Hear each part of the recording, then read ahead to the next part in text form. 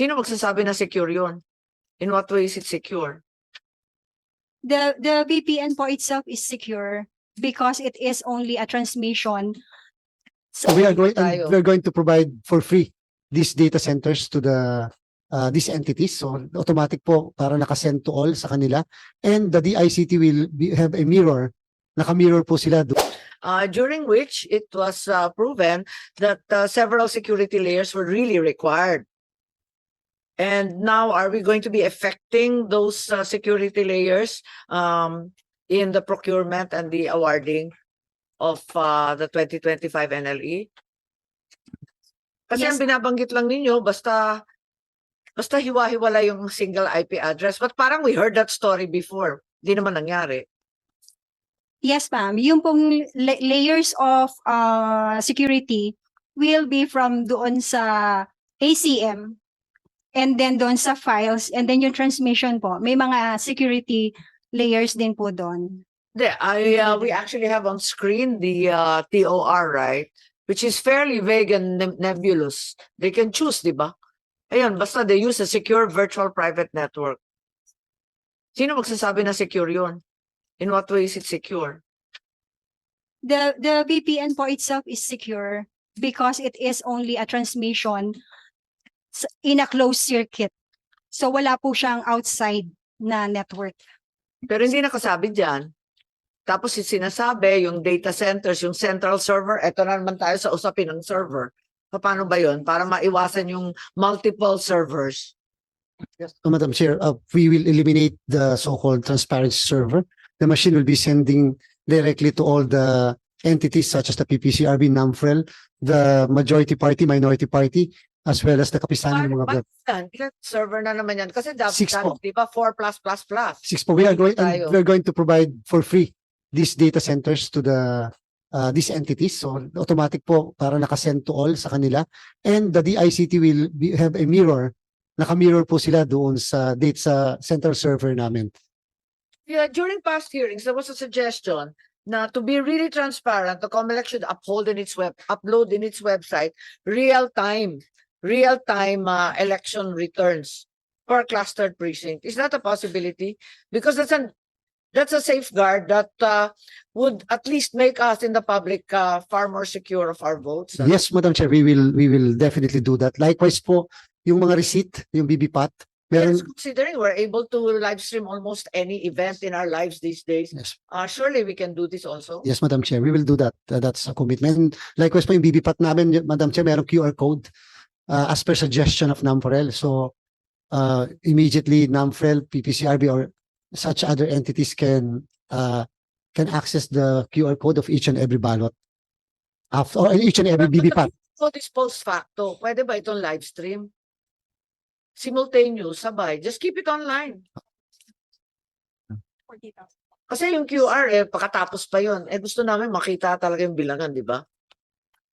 Yes, Madam Chair, we are going to put that in the website as part of the terms of reference with the If ever, transmission. delay. Yes. Oo, pwede naman kasi Madam Chair, sabi nga po nung isang citizens arm, sino mauna sa kanila, but we can include likewise the media kesa sa COMELEC, nauunang media kesa sa political party, nakakatawa naman tayo. Yes, Madam Chair, we're going to do that. We're going to include that and so that our website will likewise contain the results in the 42,000 precincts. Yes, the COMELEC has been extremely controversial these days, and the sense is that you have repeatedly flip-flopped regarding the possible simultaneous holding, eto naman tayo sa ibang topic, of the plebiscite and the 2025 NLE as well as the BSKE. At first, ang sabi ninyo, yung Oxenia versus COMELEC prohibits the plebiscite at the same time. Later on, sabi na allowed. What's the final word? Madam Chair, Is there a prohibition against the simultaneous holding of the plebiscite and the 2025 NLE or not? and I was quoted, it was a personal opinion. I told that as far as this representation is concerned, I honestly believe that the plebiscite and the conduct of the national and local election should be done separately. But however, I likewise corrected myself. I said that it's up to Congress we will definitely follow what Congress will say. If if Congress will say that to conduct the plebiscite simultaneously with the national and local election, again, our commitment is we can do that, Madam Chair. We can proceed with the simultaneous conduct of the plebiscite. Mas makakamura po kasi ng 13 billion pesos ang bansa. And so, but however, we cannot conduct in the event po, halimbawa, sabihin ng Congress separate, we cannot conduct the plebiscite in 2024, definitely. Minority Leader, we went to another topic, which is the simultaneous holding of the plebiscite and the 2025 national and local election. Kasi there is a sense that the COMELEC has flip-flopped, alternately quoting Oxenia versus COMELEC. And we're a little bit perplexed as to where we stand today. Yes, Chair. Yung ano ba, yung law, because I filed, Madam Chair, I filed actually a bill on improving the People's Initiative. At siyempre, inaral namin yung existing. Hindi ba spirit of the law, Mr. Chairman, that the plebiscite to ratify the amendment to the Constitution must be called for that purpose? Isn't that the spirit?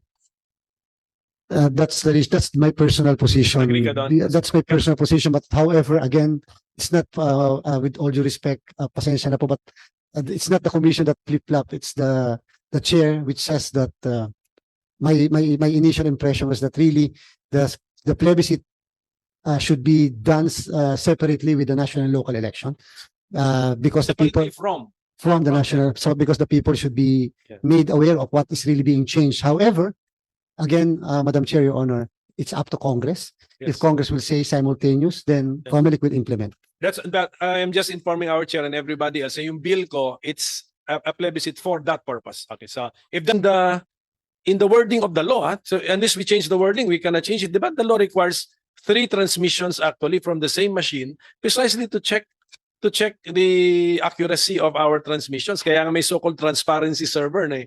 Kasi transparency server, although it will not be 100% exactly the same results sa official server, at least the discrepancy wouldn't reach 5% or 3%. Malaki na yun na discrepancy. But a discrepancy of like in South Korea, 0.07, mga ganon. I mean, those are acceptable. Di ba yun ang spirit nun? And then when we say that one transmission only from a machine, and then there is some server which will have distributed to the 3, aren't we fooling ourselves? Therefore, perfect ngayon yung the 3 destination servers will be perfect because they're distributing the same information. But the idea is for the machines to send 3 times so that we are checking the results in the kung talaga bang accurate ang results.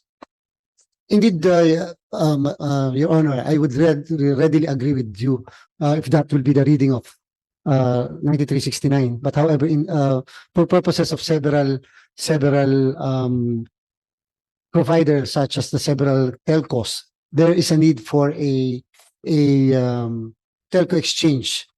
So because po siyempre yung Globe, yung Smart o yung other telcos, hindi naman siya mag-share. So there is a need for a telco exchange.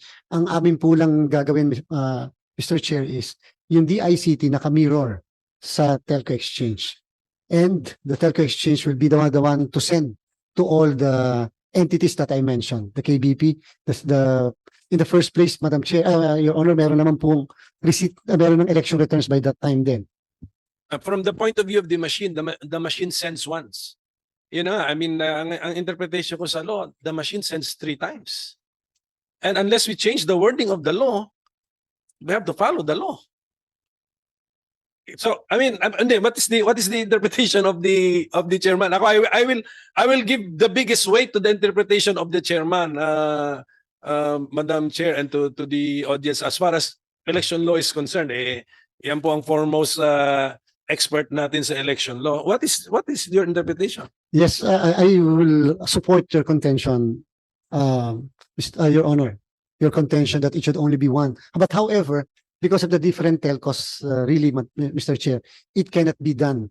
From the technical point of view, directly sending to 3 to the different entities, it's difficult. It should really pass through that. But now we do not have we do not have anymore the transparency server. Direct na po. So the server is not required by law? Yes, Is it required by law? It's not required by law. because it's not provided in the Bakit tatlo? Pero manala ko tatlo pa rin. Why bakit tatlo? Sa ngayon po sa CCS, sa central server, at saka ano yung tatlo? Transparency server before. Transparency server, the center server, and then the canvassing server. Ngayon po, 6 na. Yeah, I know. 6 ang ultimate destination of the file. But the machine at the precinct transmits only Yes, that transmits only once. Yan na nga. So, parang nasira yung spirit na Madam Chair. Actually, ako yun, na-appreciate ko yung spirit no ano na you send 3 times para ma-check natin yung yung accuracy ng election. Pero kahit na send once lang, yung data natin sa mga servers, hindi pa rin nagtugma 100%, From experience, Mr. Chair.